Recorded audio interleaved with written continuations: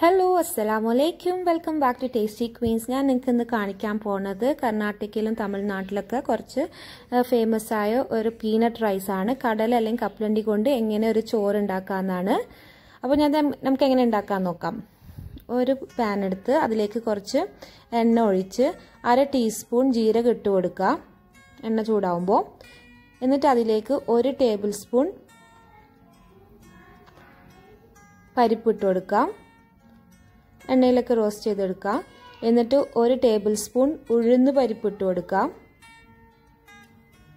നല്ല കുട്ടികൾക്കൊക്കെ നല്ല ന്യൂട്രീഷ്യസ് ആയിട്ടുള്ള ഒരു റൈസാണ്. അവർക്ക് എന്തായാലും ഈ ടേസ്റ്റൊക്കെ നല്ല ഇഷ്ടമാവും. സാധാ പ്ലെയിൻ റൈസ് കൊടുക്കണേക്കാൾ കൂടുതൽ തൈര് കൂട്ടിയിട്ട് ചോറ് കൊടുത്ത് നല്ല ഇഷ്ടമാവും. ഇനി അതിലേക്ക് നിങ്ങൾക്ക് എരിവിനനുസരിച്ചുള്ള വറ്റൽമുളക് ഇട്ട് കൊടുക്കാം. ഞാനിവിടെ 5 വറ്റൽമുളകാണ് ഇട്ട് കൊടുക്കുന്നത്.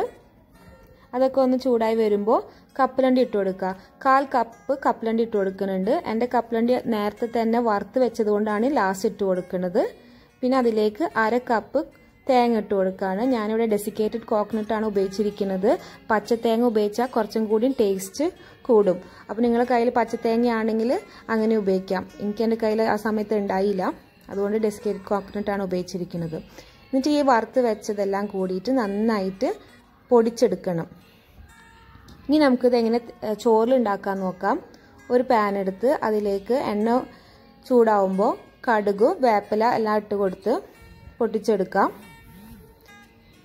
എന്നിട്ട് അതിലേക്ക് കുറച്ചും കൂടി കപ്പലണ്ടി ഇട്ട് കൊടുക്കാം. ഞാൻ 2 ടേബിൾ സ്പൂണ് കടല ഇട്ട് കൊടുക്കുന്നുണ്ട്.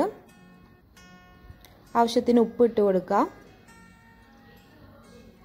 കാരണം നേരത്തെ അതിൽ നമ്മൾ ഉപ്പിട്ട് കൊടുത്തിട്ടില്ല. അപ്പം നമുക്ക് ചോറ് ഉപ്പ് വെച്ചിട്ട് ഊറ്റുകയാണെങ്കിൽ അതിനനുസരിച്ചിട്ട് ഉപ്പിട്ട് കൊടുത്താൽ മതി. ഇനി നേരത്തെ പൊടിച്ച് വെച്ച ആ കൂട്ട് ഇതിലേക്ക് ഇട്ട് കൊടുത്ത് ഒന്ന് റോസ്റ്റ് ചെയ്തെടുക്കാം. എന്നിട്ട് ഇതിലേക്ക് ഞാൻ 4 കപ്പ് ചോറിട്ട് കൊടുത്ത് നന്നായിട്ട് മിക്സ് ചെയ്തെടുക്കാം.